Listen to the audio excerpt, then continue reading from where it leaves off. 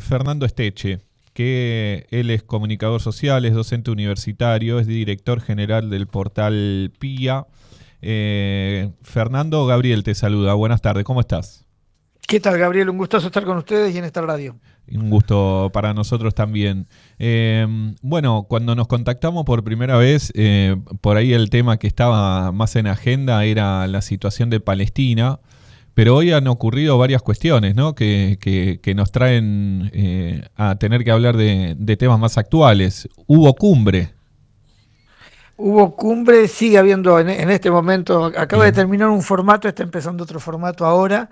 Creo que lo que hubo, que no pudimos conversar la semana anterior, en el medio de eso estuvo la cumbre de Alaska, Mm. que creo que sí es una bisagra geopolítica que me parece que abre un nuevo, que por un lado cierra un capítulo y abre otro, abre el capítulo de una suerte de tríada hegemónica que constituirían Estados Unidos, China, y al que la cumbre de Alaska le abre las puertas de par en par a Rusia, ¿no? Una Rusia que estaba de alguna manera desde la época de Yeltsin y fundamentalmente después de la operación, de que empieza la operación especial en 2017, con una narrativa en Occidente que se planteaba que estaba aislada, sancionada Sí, y demás, y que después la tiene que recibir Trump en una conversación, en una cumbre de igual a igual. Eso le da, les pone el traje de contrahegemón global, que me parece que lo complementa con China, y donde seguramente, más allá de la excusa de Ucrania, se haya hablado del ordenamiento de la producción social histórica a nivel global, y que como consecuencia de eso hoy sucede lo que sucede en Washington, que es que se toman un avión seis líderes europeos junto a Zelensky, tienen que ir a la Casa Blanca a ver de qué hablaron con Putin y tratar de resolver, tratando de salir lo más airosos posibles, una Europa que está no solamente alicaída, subordinada, subordinada no solo a los intereses, sino a los mandos estadounidenses, y claro. que pretende todavía sobreactuar un rol que ya no tiene de potencia global, y que ha quedado muy desdibujado, y un Zelensky que acude a Washington ya con... Fíjate que lo recibe Trump con un mapa, no sé si alguna vez pues, si pueden ver después en medios de Sí. comunicación o en redes, en la Casa Blanca con un mapa de Ucrania, donde la mitad de Ucrania está coloreada porque Mm. son las zonas que incluso lo dice el mapa, las zonas que controla Rusia. Rusia. Entonces, desde ahí, sentarse a hablar de la integridad territorial de Ucrania, cuando te recibe Trump con ese mapa, me parece ya que es medio difícil. Así que bueno, me parece como introducción, sí, ha habido movimientos, yo diría, tectónicos a nivel de la geopolítica que están anunciando un nuevo orden, que claramente es la emergencia de la multipolaridad, y donde seguramente, no poco traumáticamente, pero seguramente se pondrán de acuerdo. En el marco de los acuerdos de zonas de influencia y demás, habrá menos tensiones de las que uno pudiera esperar en semejante transformación del orden global, ¿no? Este periodo que estamos viviendo, vos coincidís en que es lo viejo que no deja de morir, lo nuevo que no deja de nacer, está todavía lo nuevo gestándose. Digo porque hay muchos movimientos, ¿no? A nivel global, incluso en África, donde parecen ponerse en discusión todas las hegemonías. Sí, mira, eso Gramsci parece que lo está citando a él. Sí, sí. Gramsci parece haber escrito eso para este momento, es decir, porque lo que nos falta decir es en ese interregno donde lo viejo no termina de morir y lo nuevo no termina de ser, aparecen los monstruos, y los monstruos son estas tensiones que aparecen, esta guerra, este guerrerismo como vector principal de la producción histórica contemporánea, estas hambrunas, estos genocidios, estas situaciones que nos espantan, pero que no suceden. Y me parece que tiene que ver con eso, tiene que ver con la emergencia de un nuevo orden, donde hay un viejo orden decadente, impotente, Mm.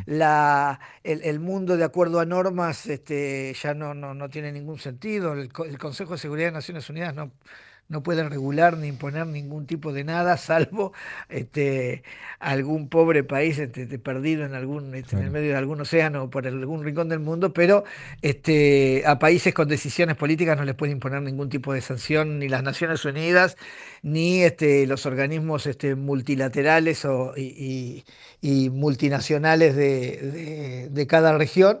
Y está surgiendo, claro, una nueva ingeniería que expresa ese nuevo orden, que se expresa tanto en los BRICS, como se expresa en la Organización de Cooperación de Shanghái, como se expresa en la Organización de Cooperación Económica Euroasiática. Se expresa fundamentalmente, vos nombrabas, en la Confederación de Estados del Sahel, que me parece Sí, una de las experiencias más formidables y fabulosas del impresionante. siglo XXI. Bueno, eso es todo novedoso, es todo nuevo, está asentado sobre principios de cooperación, de sinergia, de administrar las asimetrías para construir sinergias, cosa que es absolutamente contrario a lo que se venía planteando y que da cuenta de esta decadencia del hegemón global, donde la pata del hegemón global occidental, la pata europea, se queda abajo del tren y la pata norteamericana intenta, con todas estas cuestiones, con toda esta intervención, y con toda su capacidad,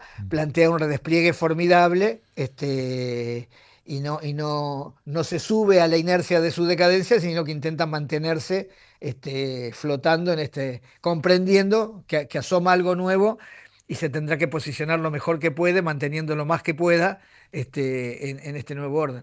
Fernando, y en esto de los nuevos órdenes, ¿no? Digo, ¿qué importancia, obviamente la OTAN, Estados Unidos y todos los que no están alineados con Rusia, vamos a decir de esa manera, ¿por qué es tan importante que Rusia no acceda a esos lugares que están en disputa, ¿no? Hoy con Ucrania, Donetsk, Lugansk, Zaporizhia, Gerson, si no me equivoco, son los lugares en disputa. ¿Qué tienen Sí, de no están, estratégico? en realidad no están en disputa, los tienen los rusos esos lugares, ¿eh? Salvo, Claro, creo que digo disputa quizá dialéctica, ¿no? Porque dicen, sí, en la se habla de disputa una invasión, pero sí, de la narrativa, pero es... ¿sabes qué pasa? Que el problema que tenemos nosotros, todos nosotros, los habitantes de este rincón del mundo, es que consumimos narrativa occidental, porque no tenemos otro remedio, ¿no? Porque Ujú. somos tontos, porque es lo que hay, los consumos culturales están además predeterminados, y nos estamos perdiendo lo que pasa en el resto del mundo. En el resto del mundo no, por eso nos comíamos la película de que Rusia estaba aislada, por ejemplo, o del peligro ruso o de que Europa nos comemos la película de que Europa tiene alguna importancia. Lo que diga Europa no tiene ninguna importancia. Vos tenés que ver las imágenes de hoy, esperando en filita, von der Leyen, que es la Unión Europea, Mark Rutte, que es el de la OTAN, Stramer, que tiene una crisis profundísima en Gran Bretaña, Ujú. Macron, que perdió las elecciones en Francia Mm. y constituyó gobierno violando la voluntad electoral, Merz, que por primera vez en la historia alemana no pudo constituir gobierno, sino hasta en un segundo intento que viene de ser CEO de BlackRock. Estaban todos ahí en filita esperando en la silla, esperando a que Trump haga su show de groserías, y sin salirse. Vos fíjate que ellos venían discutiendo, no vamos a discutir la integridad territorial de Ucrania.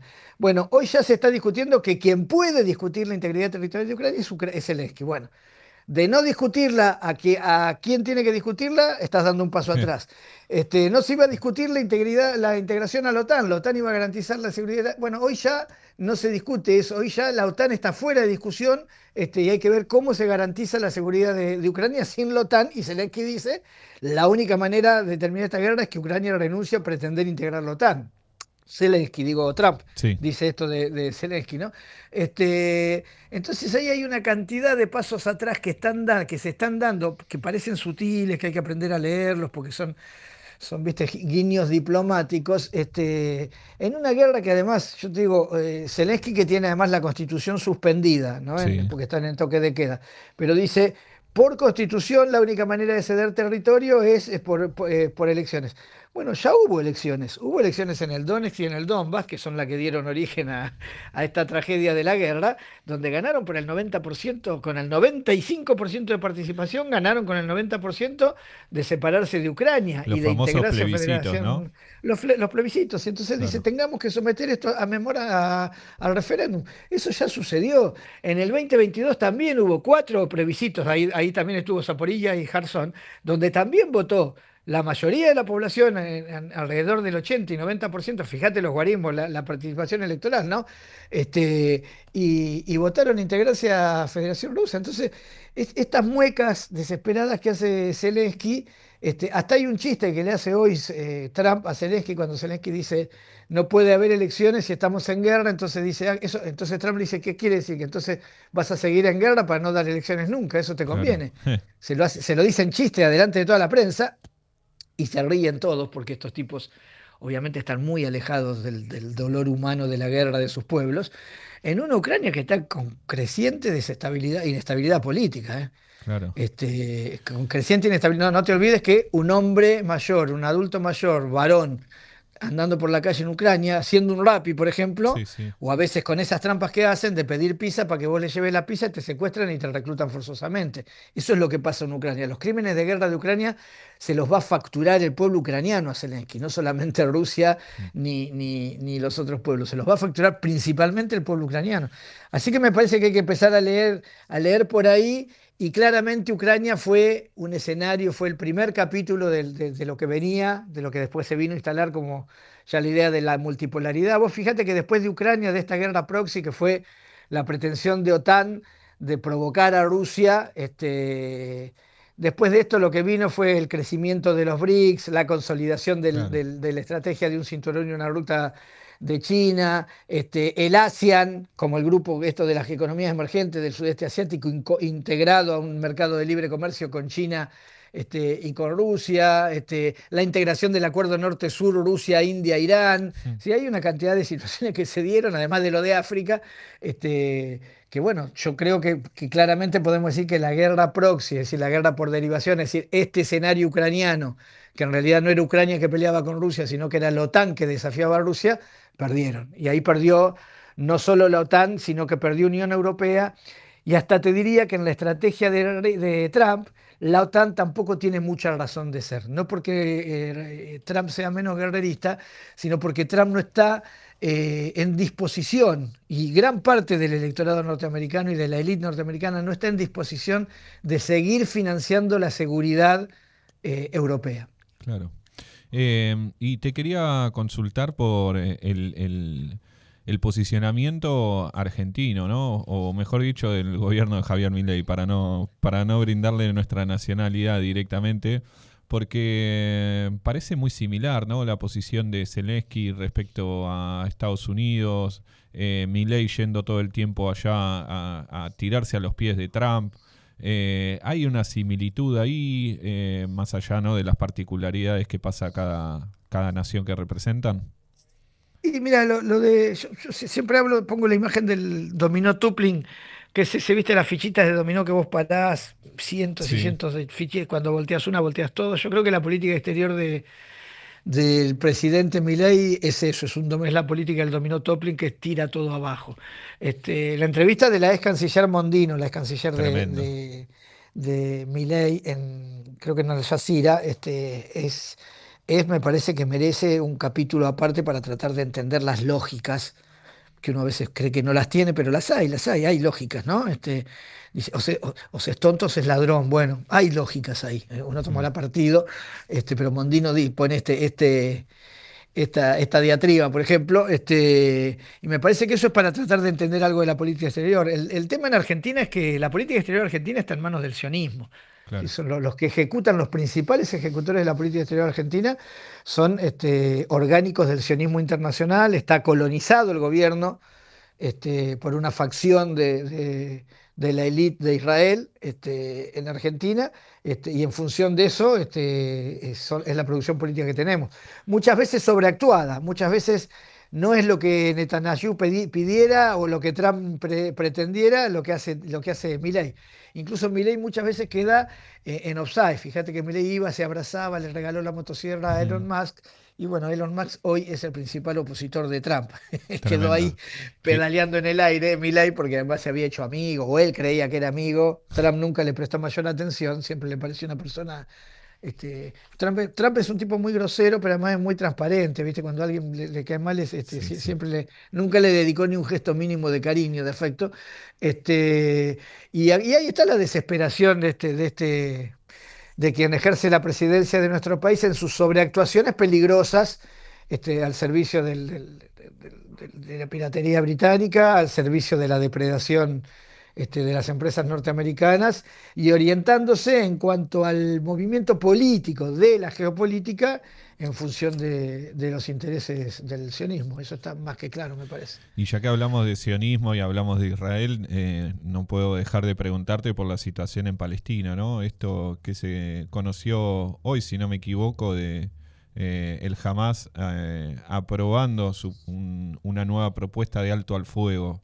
Eh, ¿Lo ves posible? Me parece que no. ¿Cambia Mira, algo? lo que aprueba jamás es una propuesta que hacen Qatar y Egipto, que son Claro, dos de las partes de las cuatro del cuadrilátero, las otras son Hamas e Israel. Eh, Israel hoy mismo anunció su decisión de tomar Gaza, de controlar militarmente Gaza, y el directamente. propio Trump mandó un posteo ahí en la Truth Social que usa él, la red social que usa él, Sí, la donde propia. decía que la guerra en Israel, en Gaza no se resuelve si no es con el aniquilamiento de Gaza, de Hamas, y eso hay que hacerlo cuanto antes. O sea, de alguna manera pega un guiño ahí que a mí me sorprendió. Eso fue horas antes de recibir a Zelensky. Este, Me sorprendió, pero hay un guiño sutil a la operación de Netanyahu, por lo cual yo creo, ojalá me esté equivocando de plano, pero me parece que esta iniciativa de paz que plantean Egipto y Qatar, salvo que haya mucha presión que la hay de Europa, pero yo te insisto, Europa, digo, por ejemplo, han cerrado el consulado en Jerusalén de Francia, que habían puesto un consulado en Jerusalén. Sí. Lo desalojaron, fueron las fuerzas de defensa de autodenominadas fuerzas de defensa israelí y lo desalojaron, porque Francia reconoció a Palestina como Estado nacional. Claro. Bueno, para que te des una idea, en Alemania ha dejado de venderle armas, Inglaterra también ha planteado su preocupación sobre la situación en Gaza.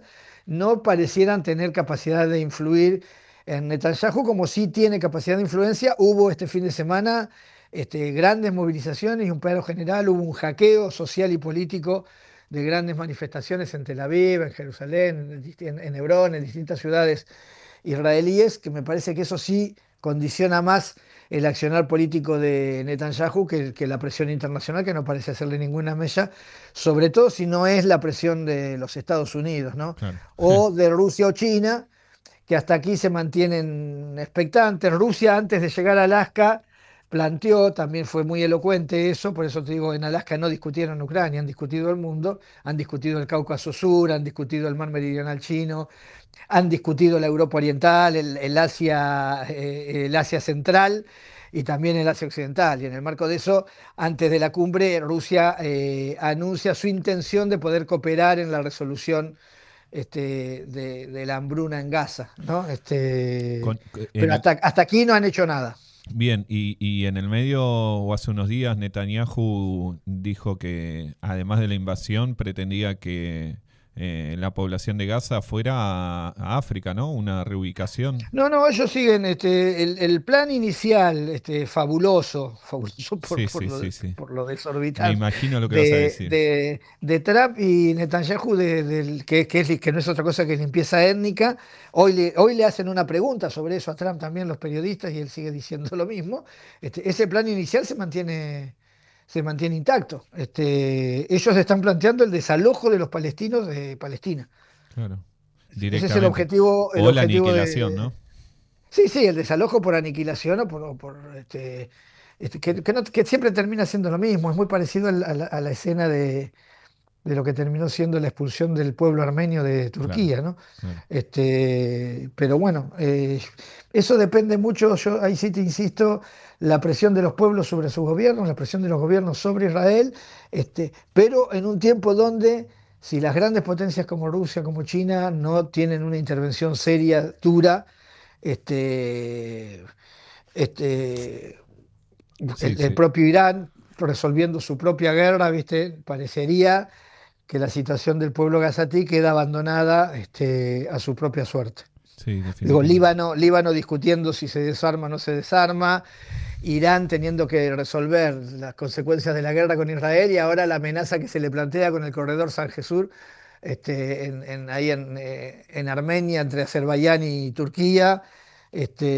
Siria caída en mano Siria está siendo arrebatada por Israel, hay una tensión creciente también entre Israel y Turquía. Hay el mundo, por eso te digo, en Alaska yo creo que han discutido todas estas cosas. El tema es, en esa discusión, qué quedó para quién y quién tiene que controlar qué cosa. Claro, se dividieron los focos de conflicto, básicamente. No sé si fue tan así, pero me da la impresión de que ha habido, sí, claramente una gestión de crisis, una gestión global de crisis, y a ver quiénes son los que gestionan la crisis en cada región. No te quiero dejar de preguntar por la situación en África, por esto que decíamos, ¿no? La revolución del Sahel, un Ibrahim Traoré que ha tomado bastante vuelo, por lo menos en quienes a mí me gusta ver cuestiones de geopolítica, no estoy ni por asomo cerca de los conocimientos, obviamente, que vos tenés, pero me resultó muy interesante todo ese movimiento que han realizado, sobre todo teniendo en cuenta que es un gobierno militar que viene bueno, sí, del ejército, ¿no? Sí, hay que tener en cuenta, mira, nosotros justo estamos sacando un libro, sale a la luz la semana que viene, que hacemos ahí desde el portal de PIA Global, que son sobre las revoluciones del Sahel.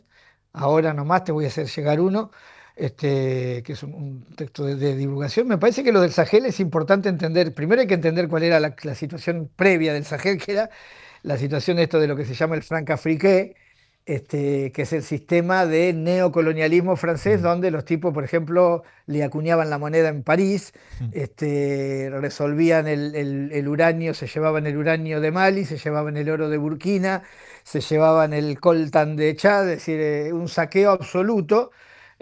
Por tres chirolas, y los que reaccionan justamente son hijos de los ejércitos coloniales, porque los ejércitos Claro. africanos son ejércitos coloniales, además formados en las academias francesas. En este caso, fíjate, Traoré, por ejemplo, que vos lo nombrabas, no es un general, es un capitán. Bien. Digo, justamente ahí ha habido un corte horizontal en el ejército de Burkina Faso, que hace que la práctica misma experiencial del ejército, que los ejércitos en África son prácticamente, yo te diría, la única institución, el único organismo estatal permanente y perdurable, este, Nacional. que nacional, que sí, justamente, ahí está, me Sí, ayudaste sí, con el sí. concepto. Claro, claro. Todo el resto Por está eso, extranjerizado. sí, lo otro no existe nada. Por eso me parece que se explica desde ahí. No podemos pensar los procesos en África como golpes de Estado clásicos. Claro. No son militares banderos. Los ha habido Mobutu, los ha habido muchos en África, pero no es el caso de estos